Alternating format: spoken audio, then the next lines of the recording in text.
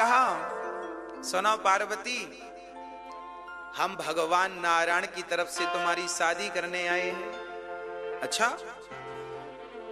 सप्तर्षियों ने कहा, भगवान नारायण बहुत अच्छे हैं, उनसे सुंदर कोई नहीं है, आप एक काम करो, उनसे विवाह कर लो, हमने पूरी बात कर ली है, वो बिल्कुल तैयार है। किनसे विवाह कर लो? नारायण से। पार्वती ने कहा, तो शंकर जी से हमारा विवाह नहीं होगा क्या? ना, शंकर जी से क्यों करना है, उनके पास तो घर वर भी नहीं है, कोई कमाई इनकम भी नहीं है, घर नहीं बनवा पाए अभी तक, कपड़े अपड़े भी ठीक नहीं पहनते, आप इतनी सुंदर हो, सुशील हो, कहां वहां बर्फ में ठिठुरती रहोगी? बढ़िया नारायण के पास रहना, अनुकूल वातावरण है, बढ़िया है, वहां का मौसम कोई ठंडा भी नहीं है, गर्म भी नहीं है, और सुंदर है नारायण, बढ़िया। शंकर जी तो भभूति अभूति रमाते हैं। पार्वती जी सब सुन रही थी। अंत में पार्वती ने जवाब दिया, महादेव अवगुण भवन। पार्वती कह रही है, महादेव अवगुण भवन, विष्णु सकल गुण धाम, जेहि कर मनोरम जाहि सन, तेहि तेहि सन का।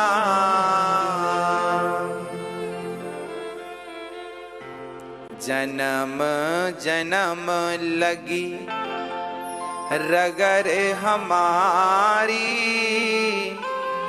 बरऊं शंभु न तो रहूं कुंवारी। जन्म जन्म लगी रगर हमारी, बरऊं शंभु न तो रहूं कुंवारी। पार्वती जी का कितना बढ़िया जवाब है, ये जवाब से हम और आप कुछ सीखें। पार्वती जी कहती हैं, आप कह रहे हैं शंकर जी अवगुण की खान है, और आप कह रहे हैं भगवान विष्णु गुणों की खान है, शंकर जी अवगुणों की खान और विष्णु गुणों की खान।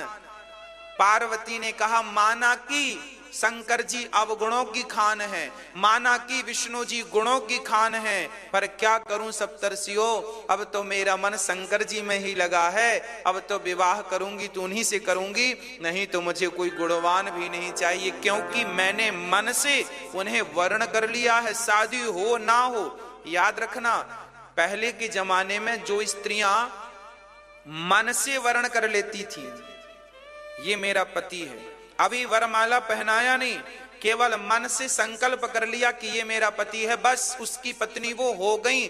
जिस समय किसी पुरुष के लिए ये विचार उत्पन्न हुआ कि ये मेरा पति है, बस वो पति हो गया उसके लिए मन से।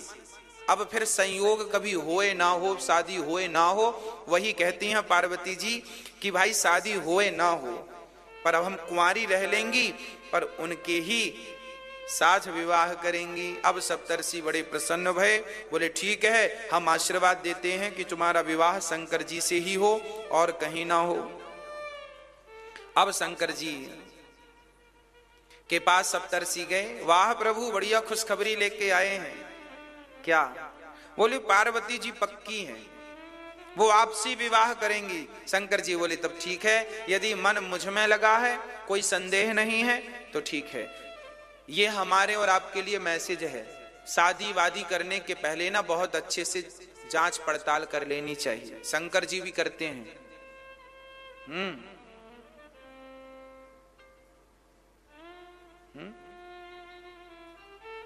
अच्छा, शंकर जी पड़ताल इसलिए करते हैं क्योंकि पिछली बार शादी करी थी ना, सती से तो ज्यादा पड़ताल करी नहीं।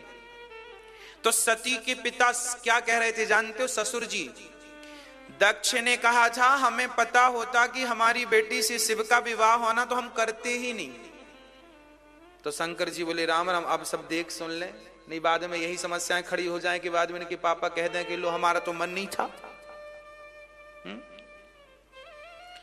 चलिए, सती तैयार, पार्वती तैयार हैं, और अब शंकर जी दुल्हा बनने लगे। सारे देवता आए, प्रसन्न होके शंकर जी बधाई हो बधाई हो बधाई, शादी की बधाई देके चले गए। अब देखो सांसारिक दूल्हा तैयार होता है तो मेकअप करने वाला आता है, पर शंकर जी के तो कोई नहीं पहुंचा, ना कोई रिश्तेदार आए, ना मामा आए, ना फूफा जी आए, ना मौसी, कोई है ही नहीं। ज्यादा झंझट ही नहीं है। झंझट तो हम लोगों ने बना के रखी है, बाजार पाल रखी है। शंकर जी की कोई बाजार नहीं है। हाँ, शंकर जी अब दुल्हा बनने लगे। कैसे दुल्हा?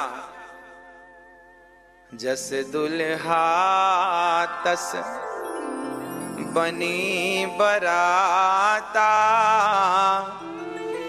कौतुक विविध मोहि मग जाता।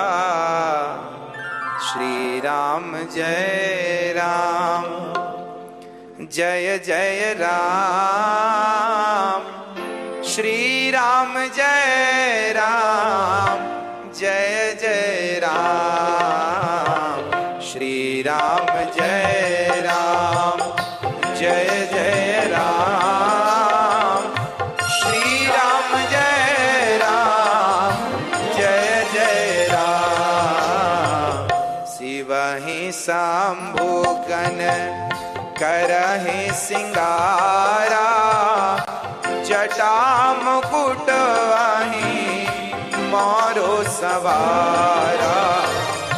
कुंडल कंकण पहिरे प्याला, तन विभूति पट के हर छाला।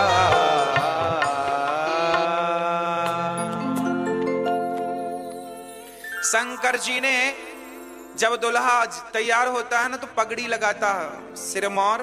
शंकर जी ने क्या किया, सारे बालों को इकट्ठा कर लिया और बालों को इकट्ठा करके उसके ऊपर एक बढ़िया मणिधर सांप को बिठा लिया।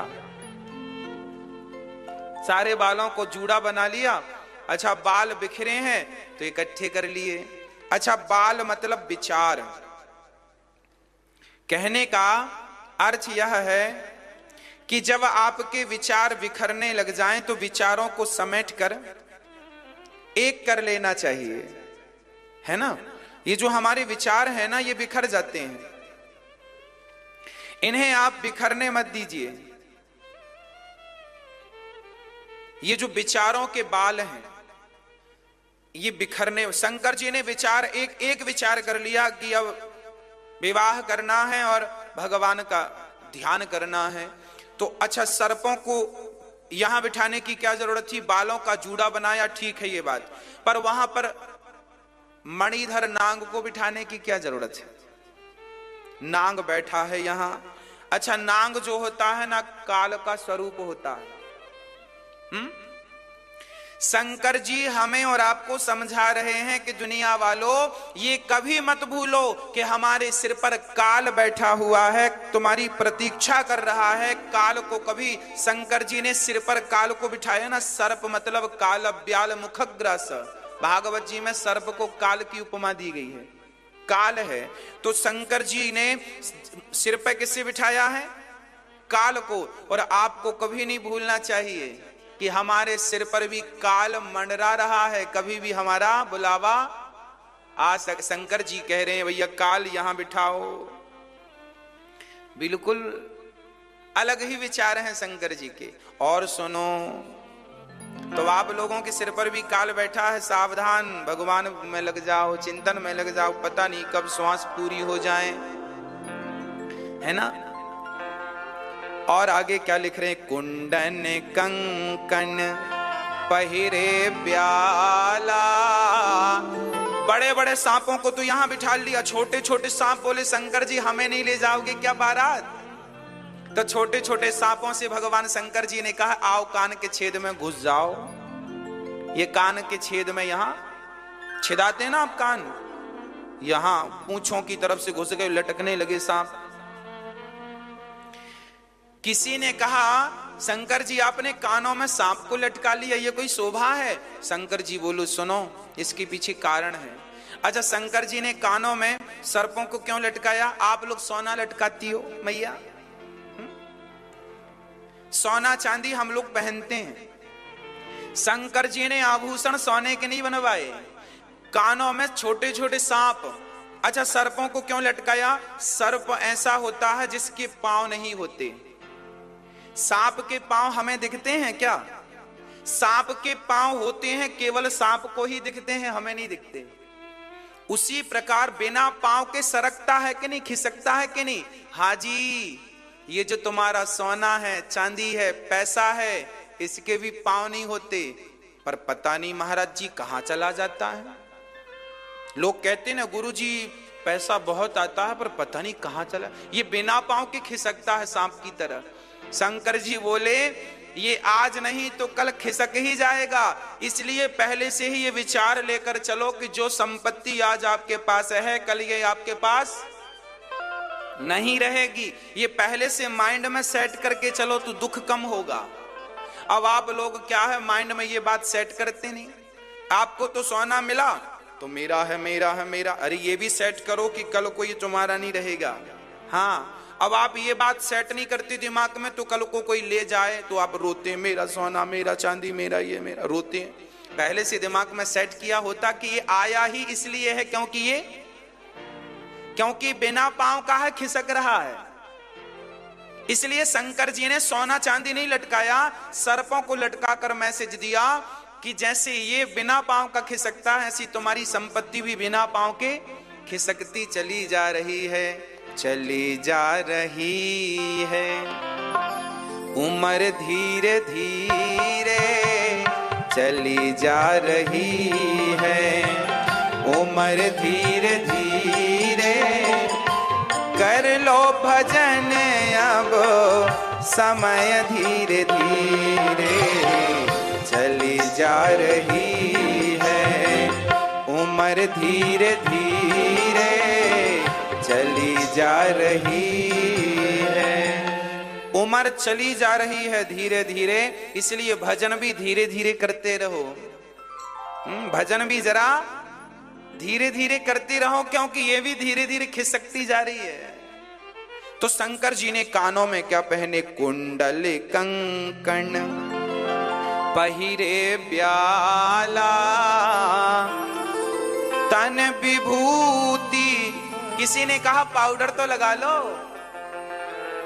दुल्हा पाउडर लगाता कि नहीं, है ना पाउडर। तो शंकर जी बोले चलो पाउडर लगाते हैं। भस्मी किसकी? मुर्दे की।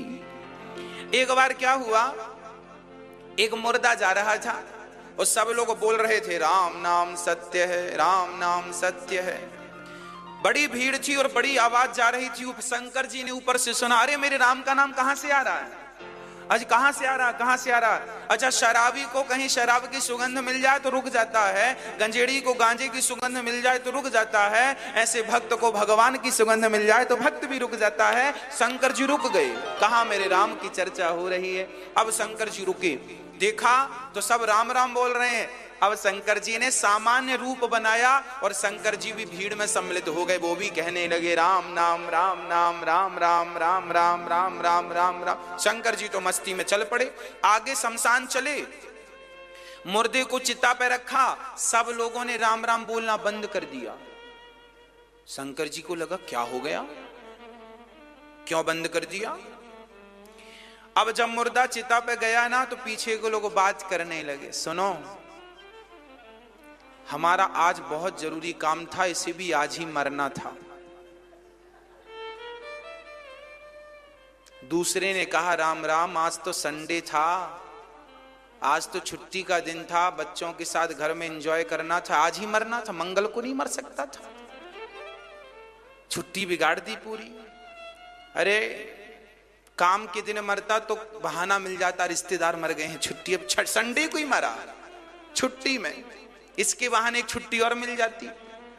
वो भी नहीं, देखो जाते जाते छुट्टी नहीं दिलाया, छुट्टी में गया। तीसरा बोला सुनो हमारी दुकान खुली हो, ग्राहक खड़े हैं, फोन पे फोन बज रहे हैं, कब जले कब हम जाएं। शंकर जी बोले राम राम, जब आए थे तो बड़ा राम राम बोल रहे थे, इन्हें क्या हो गया। तो शंकर जी ने पूछा भैया आप लोग राम राम बोल रहे थे, अब बंद कर दिया। लोगों ने कहा मुर्दा जल गया, अब क्यों बोले राम राम? अब गए। अच्छा तो क्या इस मुर्दे के लिए बोल रहे थे? हाँ, सारे लोग तो चले गए पर शंकर जी मुर्दे के पास खड़े रहे। और शंकर जी ने जब मुर्दा जल गया तो उसकी धूल उठाकर, भस्मी उठाकर शंकर जी ने शरीर पर रमाना शुरू कर दिया। किसी ने कहा शंकर जी क्या कर रहे हो? शंकर जी ने कहा जिसके कारण इतने लोगों ने भगवान का नाम लिया है उसकी राख भी मैं अपने शरीर पर रमाऊंगा तो मेरे राम राम से राम नाम की ध्वनि निकलेगी, इसलिए शंकर जी को भस्मी चढ़ती है। अच्छा, शंकर जी को भस्मी चढ़ने का एक अर्थ और है। शंकर जी को भस्मी इसलिए चढ़ती है क्योंकि हमने कथा में बताया था ना, भागवत की कथा में, कि हम सबको एक दिन 25 रुपए के घड़े में आना है। क्या बनना है? राख बनना है। हाजी बनना है कि नहीं? तो शंकर जी ये कहते हैं दुनिया वालों घमंड ना करना, दुनिया वालों अहंकार ना करना, क्योंकि एक दिन हम सबको राख बनना है और जब तुम राख बनोगे तो हम शरीर पे लगाएंगे, अर्थात राख बनोगे, उड़ जाओगे। घमंड किस बात का? इसलिए शंकर जी भभूति भस्मी रमा कर मैसेज दे रहे हैं कि ज्यादा हाय हाय ना करो, अहंकार ना करो। शंकर जी का अद्भुत श्रृंगार। शंकर जी के सिर पर गंगा। अच्छा, गंगा का अर्थ क्या है? गंगा मैया ठंडी है ना?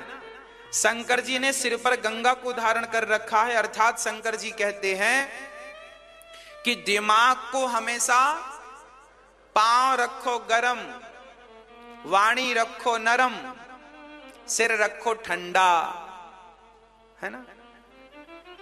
3 चीजें याद रखना। पांव गरम, पांव गरम का मतलब है ज्यादा से ज्यादा काम करो, चलो फिरो। सर्दियों में सभी को गर्म पानी में पांव डाल लेना चाहिए, बाल्टी में पानी भर लो गुनगुना सा, और बूढ़ी माताओं को, बूढ़े पुरुषों को गर्म पानी में पांव 15 मिनट डाल के रखना चाहिए। इससे क्या होता है? इससे लकवा इत्यादि बीमारियां नहीं होती, है ना? बहुत सारी बीमारियां कंट्रोल में रहती हैं, खासकर बुजुर्गों को करना चाहिए। आप सभी वृद्ध माता पिता, रात्रि को ठंडी ज्यादा है ना, सोने के पहले 10 मिनट के लिए गुनगुने पानी में अपना पांव डाल दो, फिर पांव निकाल कर पांव में सरसों का तेल लगाकर बढ़िया से सो जाओ। सोते समय मोजा नहीं पहनने चाहिए, है ना? चलते फिरते दिन में भले पहन के रखो, रात्रि को सोते समय उतार देना चाहिए मोजा, ठीक है? और पांव में बढ़िया नारियल सरसों का तेल लगाकर गर्म पानी से पहले सेको, फिर तेल लगाकर फिर विश्राम करना चाहिए, सर्दियों में विशेषकर बुजुर्गों को, ताकि आप स्वस्थ रहें और आप अच्छी रहें, कथा सुनते रहें। आप अच्छी रहेंगे तो कथा सुनते रहेंगे, है ना? तो शंकर जी के सिर पर, अच्छा, दिमाग को ठंडा रखना चाहिए। माताओं को गुस्सा बड़ा आता है ना? तो आप लोग ना ठंडा, आप लोग भी गंगा मैया को सिर पे बिठाया करो। अब तो शंकर जी की 12